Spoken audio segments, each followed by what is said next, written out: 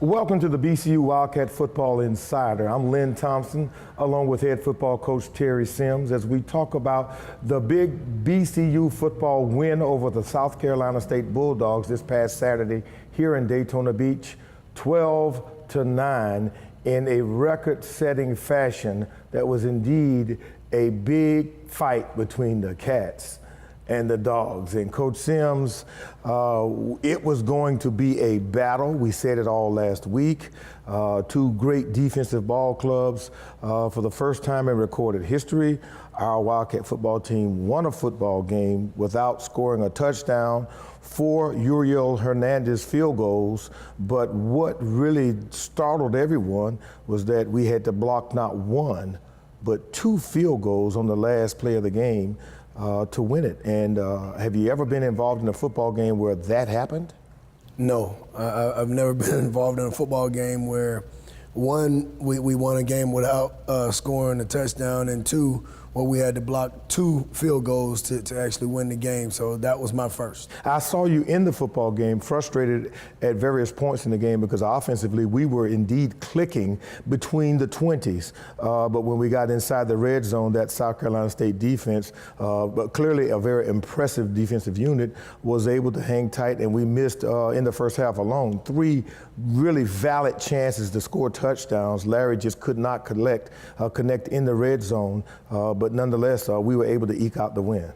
We were, and we worked on all those things yesterday, and Larry saw where his mistakes were, and he recognizes them, and hopefully we don't have them again. But we got to win. It wasn't pretty, but anytime you can get a win, you got to take it because they're hard to come by. We win in all offensive categories: rushing, passing, time of possession, first downs, and on the scoreboard where it counts most. I'll tell you what, let's take a look now at the highlights from this big win at home, 12-9 over the Bulldogs. 100%,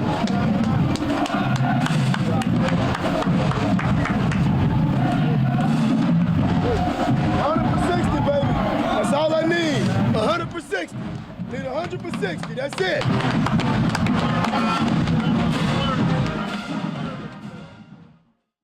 Let's get it started now.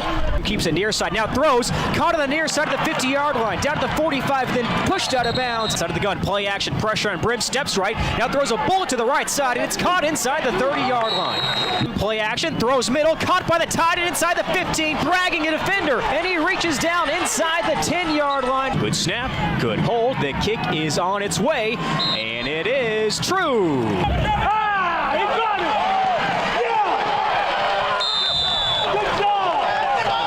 Throws to the flats to Tompkins, caught at the 40, at the 45, at the 50, turns the corner and puts on the borders. He's at the 40 and he's tugged out of bounds. Throws flats left side, caught by Mitchell, puts on the brakes, jukes past one defender, and then he's tackled. Throws to an open man on the left side, past the first down marker, and it's caught at the 34. Throws to Mitchell, caught at the 39-yard line, breaks out of a face mask, and he will stutter step and go out, pressure left side, swings it out to Ismay, caught at the 40, he's at the 35, Tupac at the 30, slips out of a tackle inside the 25.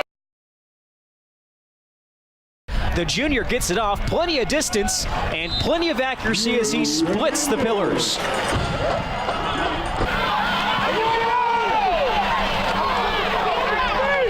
Now throws to the wide side, too high and incomplete at the 15-yard line. Snap, hold, and the kick is blocked. Picked up by the Wildcats at the 15-yard line. To Brim, unleashes it at the first down marker, caught at the 40. Down to the 39-yard line.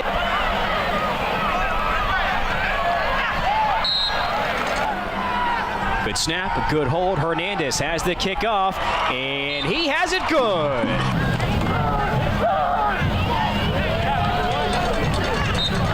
Pressured by Beard, throws to the flats, caught, and then immediately sent to the ground by Joseph Johnson, down to the 25.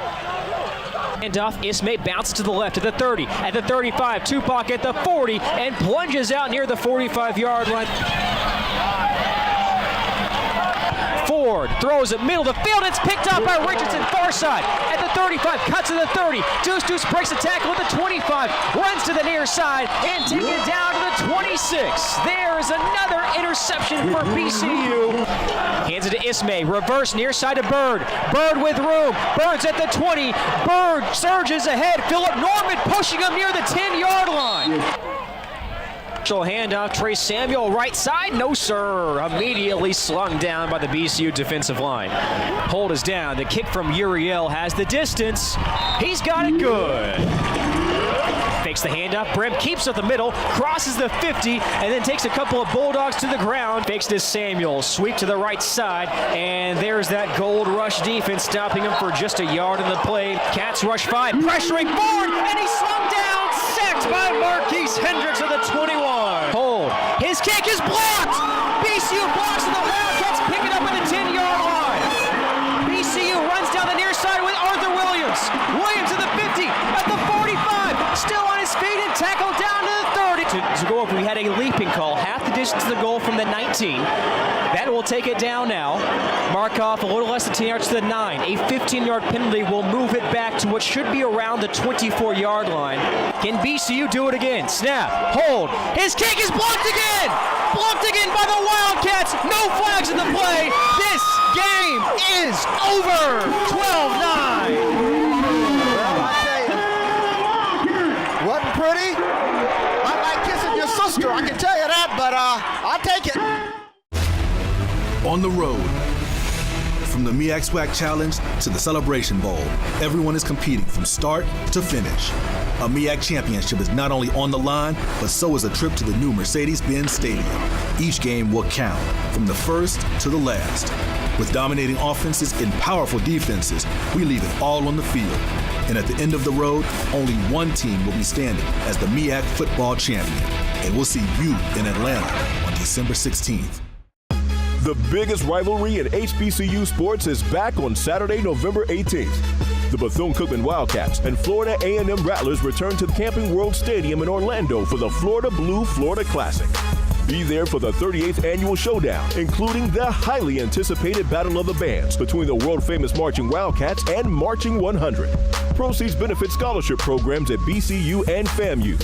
Tickets are as low as $20. Get your tickets today at floridaclassic.org. In the Mid-Eastern Athletic Conference, success for our student athletes isn't just measured by wins and losses, points on the scoreboard, or individual stats. It's also measured by their performance in the classroom, in the community, and ultimately graduation. Our student athletes aren't just playing to win a single game, they're playing to win at life. Because games end, but life keeps on going. The MEAC, educating student athletes for the game of life. The DNA of Bethune-Cookman comes from the heart of a great woman whose legacy lives on today in each and every Wildcat. I leave you love. I leave you hope.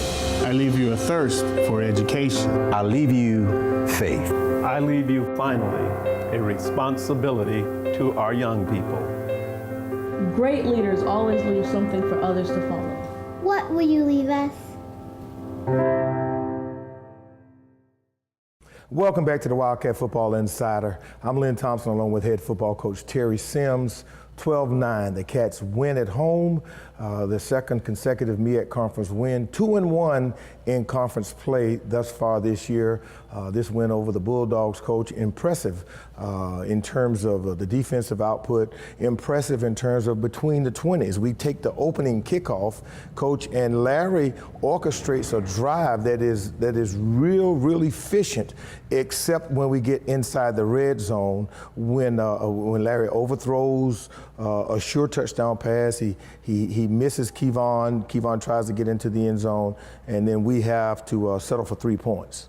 Yeah, we had a great drive, moving down the field, and I think once we got really deep down through the strike zone into the red zone, Larry got a little bit anxious, and it got away from him. The ball got away from him because he tried to place it right where it needed to be, and he should have just thrown the ball on the break like he's taught every day.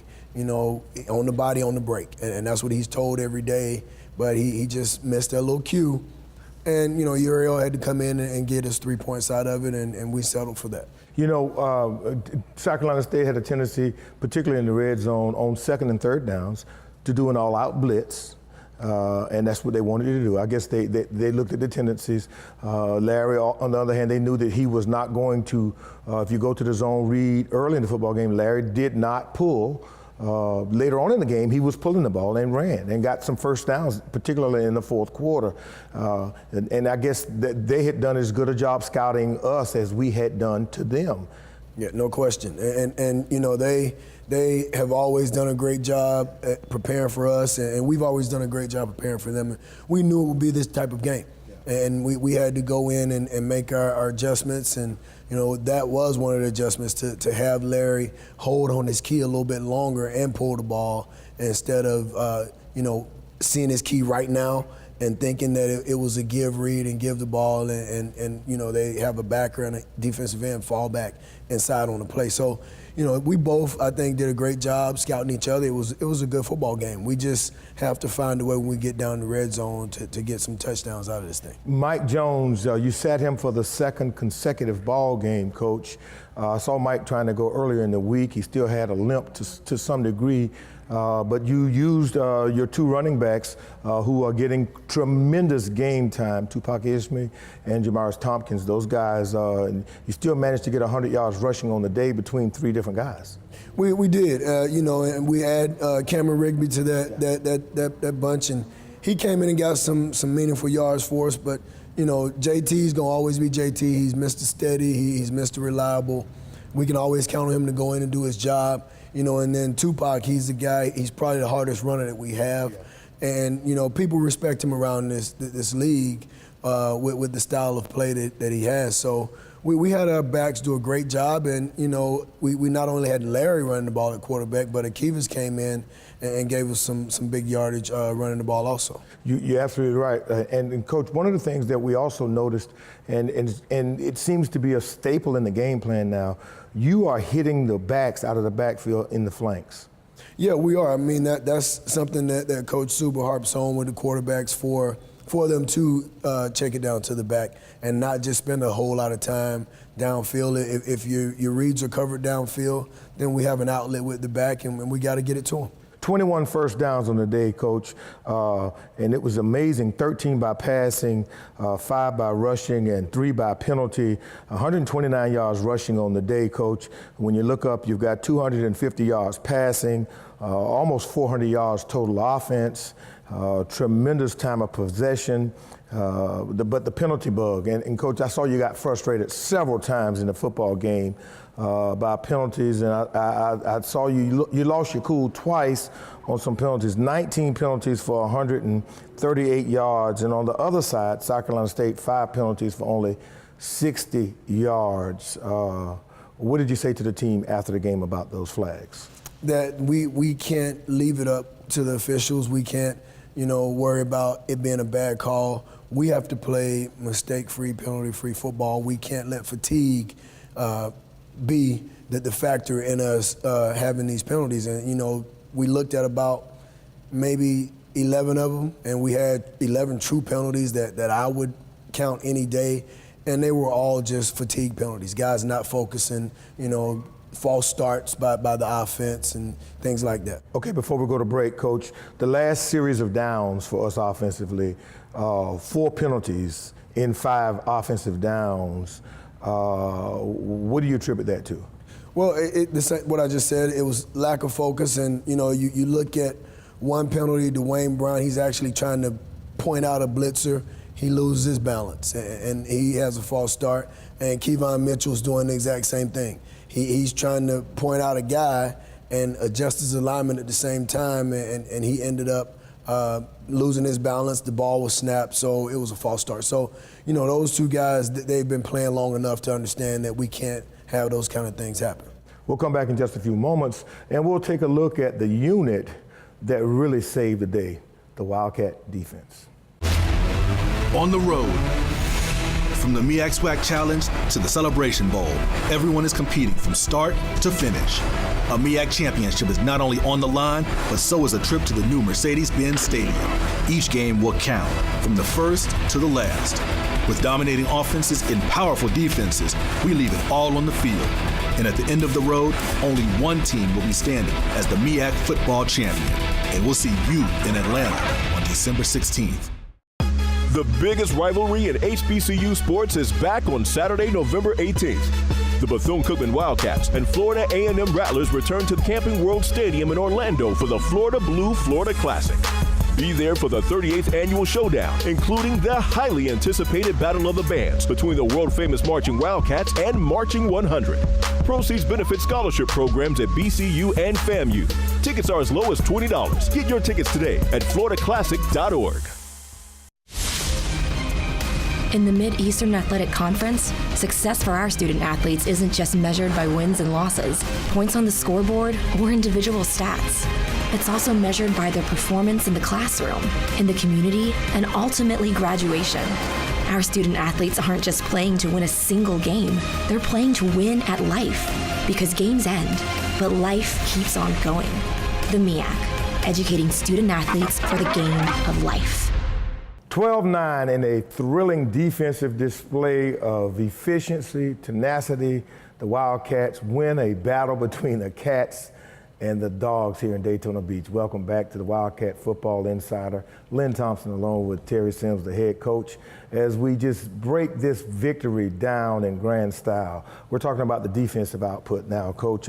Have you ever seen a finer defensive display? I know Yogi Jones is well known for coming up with the formula for success, and you really just get out of his way. You've worked with him for so long. You just say, Yogi, come up with the game plan, and I trust you. And he did it, you know? He did. You know, Coach Jones is a veteran. He's been around the game a long time. Taught me a lot. You know, I've been here with Yog the whole time, and he's a great defensive mind. And, you know, only thing that we got together, and I got with the defense actually, we just took a step back and simplified some things for the guys, just allow them to play and not have so much in. So I think when you look at that part of it, you know, it's Coach Jones at his best, just doing what he does to put those guys in position to be successful. One of the things that we have seen now this year is one of the strengths of your unit, Coach, is your ability to play so many players on the defensive front and in the linebacker core. It is. You know, we have a number of guys that we can rotate in and out, you know, inside, you know, with Dyshawn Ray and Jerome Howard, Uriah Gilbert, you know, those guys along with Daniel Palmer. So you have two seniors and two freshmen that are rotating up front right now, and they're doing a great job. Yeah. You know, outside you have Marcus Ford, Tydney Evans, you have Malik Slaughter, and Delwan Beard. Yeah, so Beard again, came up huge in the end. He did. He came up huge. And, you know, one thing I can tell you about Beard, he's a guy, he's going to give you his all every time he's on the field. And, you know, with that play coming down where it did, last play of the game, we had to block it, you know, to win. The D-line actually came to me on the sideline after the penalty, and they said, Coach, let's go same block. We're going to go get it. Let's do the same thing. Now, and you have to pick and choose when to listen to your team. But before we talk about that play, let's talk about these numbers, Coach. Rushing, South Carolina State has significant rushing numbers, but on this day, 28 carries for only 103 total yards, and them with the ability to throw the football, only 168 yards passing. So for a grand total of only 268 yards total offense on the day. Their lone touchdown, and the only touchdown of the day, was as a result of a 50-yard drive because of a muffed punt. It was, and you know, really that drive and the last drive of the game were the drives where they gained all their yardage. Yeah. You know, but when you look at it all in all, you know, our defense did a great job stopping the run and defending against the pass. These guys prepared hard all week, and you know, I think it showed on Saturday. Okay, let's set up the last minute and a half of the football game. Coach, we are really dominating them defensively. We get the football back. We get the ball and we go backwards with our last possession, 4 penalties in 5 plays. And Giovanni gets a great punt, a 60-yard punt, and it goes out of bounds at the 29-yard line. They have no timeouts left, and they go spread, and we go. They force us to go man-to-man, and we begin to blitz a little bit, and they dink and dunk, and they convert a huge 4th down. And they do what they're supposed to do, a great drive on their part. You got to give them credit for that. And that sets them up to to attempt the game-tying field goal. It does, and you know, we had, I guess, 2 blocks in mind. Right. And Elliott Miller was out. DeAndre Bozeman were out. Those are our 2 guys, the 1 and 2 guy that blocks off the edge. So we were. And Elliott had already blocked. He blocked one earlier in the game. He did. Mm-hmm. So we were looking to say, okay, we have a 3rd guy in, and we have confidence in that guy to go and block the kick also. But the D-line came and they said, Coach, let us go. Let us go get it. We're gonna go get it. So Coach Lane and Coach Larkins, you know, they got with me, and I said, let's go. Let's go do it. And they went, and we blocked the kick the first time. And when you watch the film, they gave me the wrong guy that they said leaped. Dashawn Ray actually did jump over a guy. He didn't land on anyone. He jumped. Uriah Gilbert did not jump over anyone. But they had a live ball foul on us for that. But they got them also for a sideline warning, which is a dead ball foul. So we had to re-kick it. And those guys felt like they could go get it again. And we called the same block. It was the exact same block. Delwan Beard went in and he blocked the kick. And we win it 12-9. The Cats win this one, and that sets the stage now, Coach. We go to Greensboro this weekend to play the undefeated, untied, conference-leading North Carolina A&T Aggies. And we'll come back in just a few minutes, and we'll set the stage for the visit to Greensboro. On the road, from the MEAC SWAC Challenge to the Celebration Bowl, everyone is competing from start to finish. A MEAC championship is not only on the line, but so is a trip to the new Mercedes-Benz Stadium. Each game will count, from the first to the last. With dominating offenses and powerful defenses, we leave it all on the field. And at the end of the road, only one team will be standing as the MEAC football champion. And we'll see you in Atlanta on December 16th. The biggest rivalry in HBCU sports is back on Saturday, November 18th. The Bethune-Cookman Wildcats and Florida A&M Rattlers return to the Camping World Stadium in Orlando for the Florida Blue Florida Classic. Be there for the 38th annual showdown, including the highly anticipated Battle of the Bands between the world-famous Marching Wildcats and Marching 100. Proceeds benefit scholarship programs at BCU and FAMU. Tickets are as low as $20. Get your tickets today at floridaclassic.org. In the Mid-Eastern Athletic Conference, success for our student athletes isn't just measured by wins and losses, points on the scoreboard, or individual stats. It's also measured by their performance in the classroom, in the community, and ultimately graduation. Our student athletes aren't just playing to win a single game, they're playing to win at life. Because games end, but life keeps on going. The MEAC, educating student athletes for the game of life.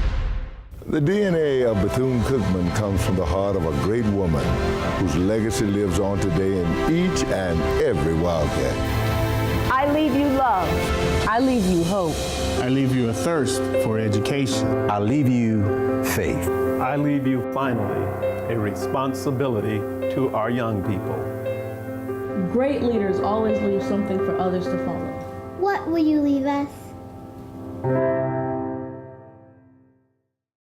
Just a few moments left here on this week's version of the Wildcat Football Insider. We take a look now around the MEAC. This past weekend's action, Morgan State gets its first win of the season, 48-28 over winless Savannah State. North Carolina Central goes out of league play, winning 24-17 over Gardner-Webb. Howard rolling in Dover, Delaware over the Hornets of Delaware State, 52-23. Coach Hampton University, 3-0 in conference play, 16-14 over Norfolk State. And A&T, we visit A&T going to play the Aggies this weekend. They go to FAMU and win 31-20 at FAMU's homecoming. And of course, we beat South Carolina State 12-9. Right now, A&T, North Carolina Central, and Hampton are all three deadlocked 3-0 in conference play. And then we're at 2-1. Coach, and I tell you what, there's a lot of football left to be played starting this weekend. Of course it is. There's a lot of football to be played, and you can't count any of those top 5 teams out right now in the league because there's still a lot of good football to be played, a lot of good teams left to play each other. Yeah, but there are some teams, though, who don't have to play the tough schedule that we're playing, though. Oh, no, and this is us every year, yeah. and I don't, I kid with the commissioner all the time.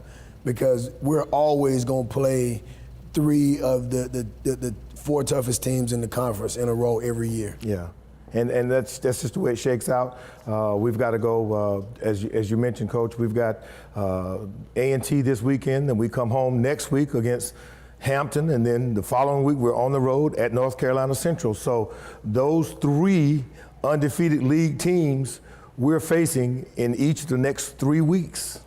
We are, and we're just going to focus on A&T right now and, go to Greensboro and take care of business there and then worry about the other ones after. So it's still safe to say that the Cats hold their destinies in their own hands? Oh, we do. We have to win out, but, we can't win all of our games left in one game. Okay. We got to go and take care of A&T let's first. talk about this one football game. Last year, Coach, and as a matter of fact, the last several years, these football games have gone down to one-possession games. North Carolina A&T, everybody said, well, because they don't have the great Tariq Cohen back, they were vulnerable. But this football team seems to be more versatile. Rod Broadway has really diversified his offense. His veteran quarterback who's spreading the ball around. Not only are they running it, but they are throwing it more now. They are, and when you lose a back like Tariq Cohen, it causes you to open up your offense and tweak some things. And they have always been able to throw the football. They just didn't have to throw it a lot because they had that guy. And, Tariq would take a busted play and make a positive play out of it. So now they're developing their passing game. They're using their passing game a little bit more. And on Saturday, they actually had 64 plays, and it was exactly 50-50. They had 32 runs and 32 passes. So what do you think they're going to do to us defensively? How do they endeavor to stop the Cats?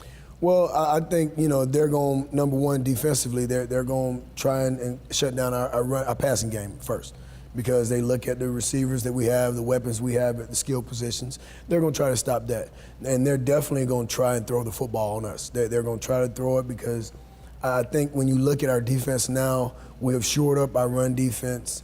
And looking at the last couple series of our game on Saturday, South Carolina State was able to hit some intermediate balls on us, and that's some things that we got to get fixed this week. Okay, well, we'll be working on that all week long. For those fans who are going to be traveling with us, we certainly want to make sure you're there with us in Greensboro this coming Saturday. The Cats and the Aggies will tee it up in the MEAC Conference race for the Celebration Bowl. In case you're not going to be with us, make sure you log in or pay attention to watching us as the Cats do battle this coming Saturday. Hey, Thursday night, come on, join us for the Terry Sims Show at the 90 Degree Sports Grill.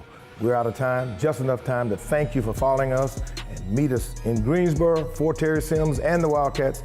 I'm Lynn Thompson. We'll see you Saturday in Greensboro, North Carolina.